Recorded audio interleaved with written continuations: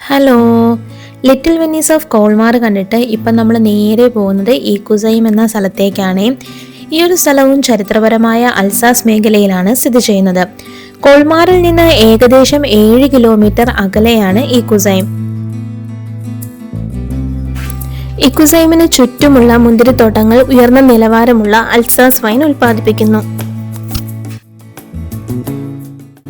ഈ കൊടുത്തേക്കുന്നത് ഇവിടെയുള്ള ഹോട്ടൽസിന്റെയും റെസ്റ്റോറന്റ്, അപ്പാർട്ട്മെന്റ് അതിന്റെയൊക്കെ ഡീറ്റെയിൽസ് ആണ് കേട്ടോ അവിടെ കൊടുത്തേക്കുന്നത്.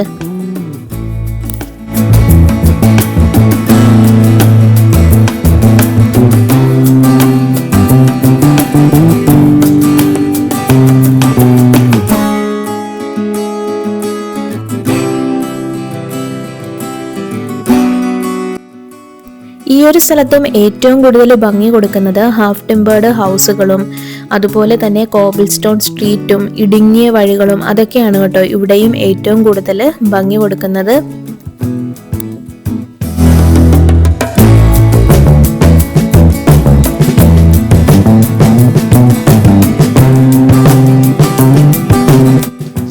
ഈ ഒരു പോർഷൻ കണ്ടോ, ഈ ഒരു പോർഷൻ ആണ് കേട്ടോ ബ്യൂട്ടി ആൻഡ് ദി ബീസ്റ്റ് എന്ന ചിത്രത്തിൽ കാണിച്ചേക്കുന്നത്.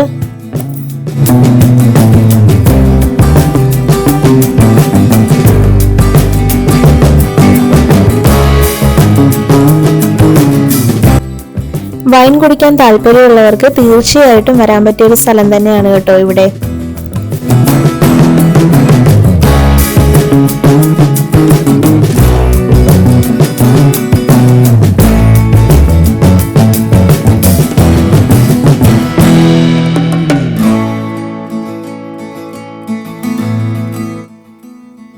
ഇവിടെ കാണുന്ന ബിൽഡിങ്ങുകളെല്ലാം നല്ല പഴക്കമുള്ള ബിൽഡിങ്ങുകളാണ്. ഈ ഒരു സ്ഥലം ചരിത്രാതീത കാലത്തും പിന്നീട് റോമൻ കാലത്തും ജനവാസമുള്ളതായിരുന്നു. ഒരു പോപ്പിന്റെ ജന്മസ്ഥലം കൂടിയാണ് കേട്ടോ ഇവിടെ.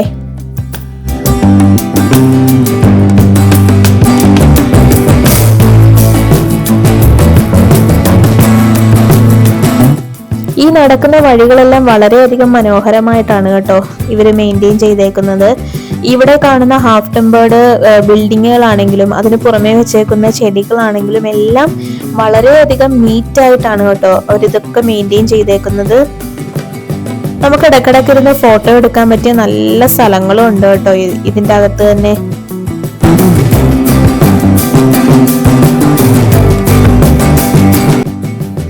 ആ കാണുന്നത് ഒരു കിളിക്കൂടാണ്, ഭയങ്കര വലിയൊരു കിളിക്കൂടാണ് അത്.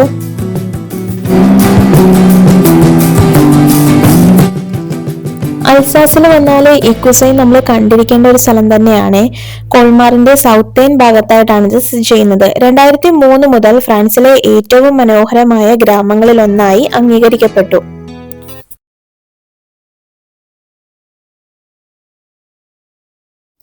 ഈ ഒരു സ്ഥലത്ത് ഒത്തിരി കിളികളുണ്ട്. കിളികളും മറ്റും ആ ഒരു ബ്രെഡ് എടുക്കാതിരിക്കാൻ വേണ്ടിയിട്ടാണ് ഫാൻ പോലത്തെ ഒരു മെഷീൻ അവിടെ വെച്ചേക്കുന്നത്.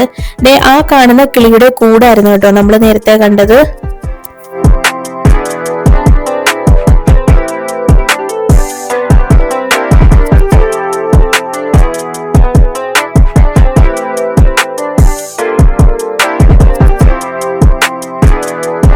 ഈ കാണുന്നത് ടൂറിസ്റ്റ് ട്രെയിൻ ആണ്.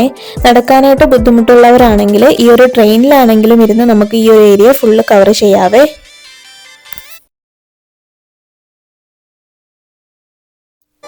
ആയിരത്തി 1871 മുതൽ 1918 വരെ കോൾമാർ ജർമ്മനിയുടേതായിരുന്നു. ഒന്നാം ലോക മഹായുദ്ധത്തിന് ശേഷം, അതായത് 1940 1944 വരെയുള്ള നാസി അധിനിവേശ സമയത്ത് അൽസാസ് ഫ്രാൻസിന്റേതായി മാറി.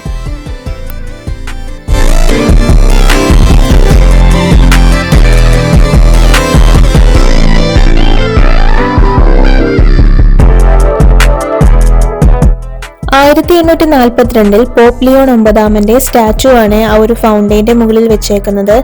ഈ ഒരു വില്ലേജിന്റെ മധ്യഭാഗത്തായാണ് ഇത് സ്ഥിതി ചെയ്യുന്നത്. കൂടാതെ സെന്റ് ലിയോൺ കാസിലും ഇവിടെ സ്ഥിതി ചെയ്യുന്നു. 11ാം നൂറ്റാണ്ടിൽ നിർമ്മിച്ച ഒരു കാസിലാണ് കേട്ടോ ആ കാണുന്നത്.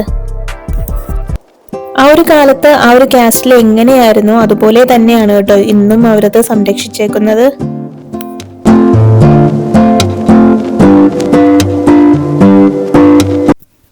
ഇനി ഇവിടെ നിന്നും അടുത്തതായിട്ട് നമ്മൾ പോകുന്നത് കേസസ്ബർഗ് എന്ന സ്ഥലത്തേക്കാണ്. കോൾമാറിൽ നിന്ന് ഏകദേശം 12 കിലോമീറ്റർ വടക്കു പടിഞ്ഞാറായാണ് അത് സ്ഥിതി ചെയ്യുന്നത്.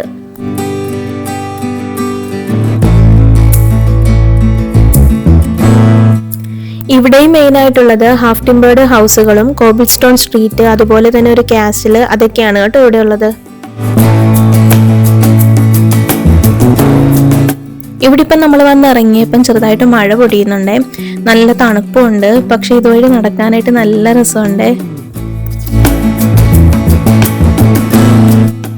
ഈ ഒരു ഷോപ്പിന്റെ ആ ഒരു ഭാഗത്ത് ഫുള്ള് കിളികളാണേ.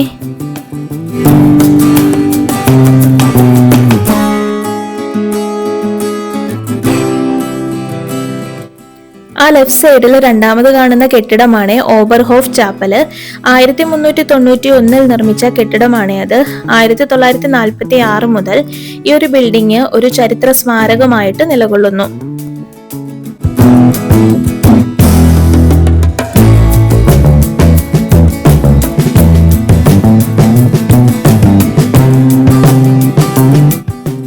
ഈ ഒരു റിവറിന്റെ പേര് വൈസ് റിവർ എന്നാണ്.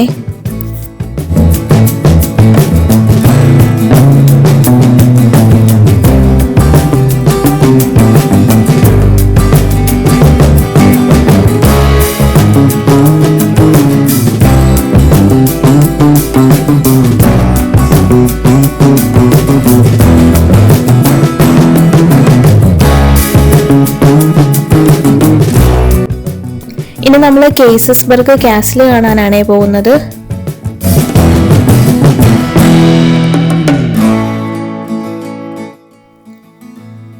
ആ ഒരു കാസിൽ 13ാം നൂറ്റാണ്ടിൽ നിർമ്മിക്കപ്പെട്ടതാണ് കേട്ടോ. ആ ഒരു കാസിലിന്റെ കുറച്ചു ഭാഗം മാത്രമേ അവിടെയുള്ളൂ. ആ ഒരു കാസിലിന്റെ റൂട്ടാണ് കാണിച്ചേക്കുന്നത്.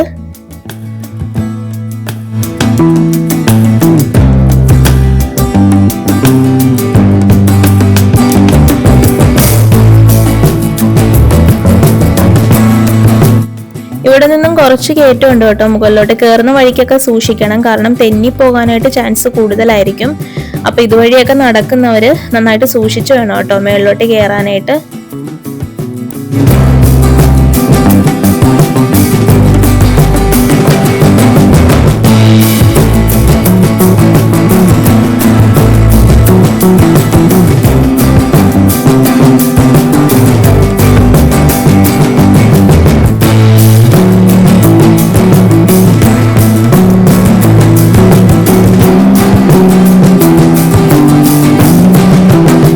നമ്മളിപ്പം ഈ ഒരു കോട്ടയുടെ അടുത്തെത്തിയേ. ഈ ഒരു കോട്ടയുടെ പ്രധാന ദൗത്യം താഴെയുള്ള താഴ്വരകൾ സംരക്ഷിക്കുകയും അതിലൂടെ കടന്നുപോകുന്ന വ്യാപാര പാതയെ നിയന്ത്രിക്കുകയും ചെയ്യുന്നതായിരുന്നേ.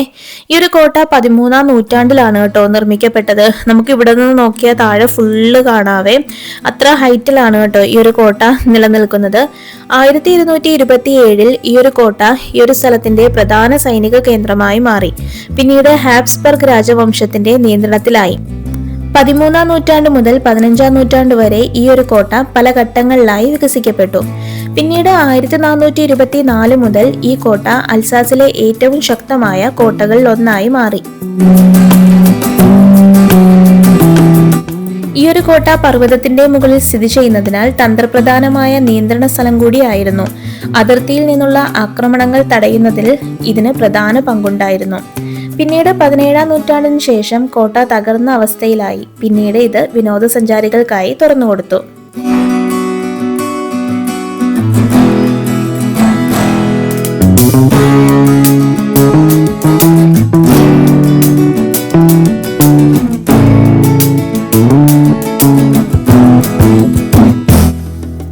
ഇതിന്റെ ഉള്ളില് ഫുള്ള് സ്പൈറൽ സ്റ്റെയർസ് ആണ്.